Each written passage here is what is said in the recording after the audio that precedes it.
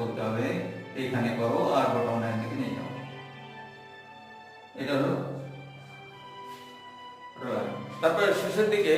তাদের বলতে তোমার নাম লেখা আছে, বোঝা যেমন নাম, যখন আমার নাম আমি লিখবো তখন আমি আমার নাম লিখছি এখানে, যেমন আমার ওকে এমনি করে বড় বড় যখন বড় ছেলের জন্য শেখাতে হবে, এমনি করে বড় করে শিখিয়ে দিলে তাদেরকে যে তুমি তোমার নাম এমনি করে লেখা শেখো, ছোট থেকে নামটা ভালো করে লিখতে শিখলে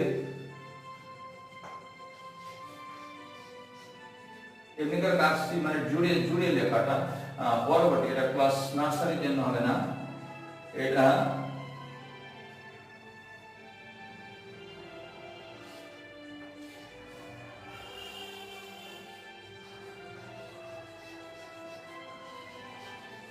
এটা আমি আমার নামটা সাপোজ লিখলাম যে আমাদের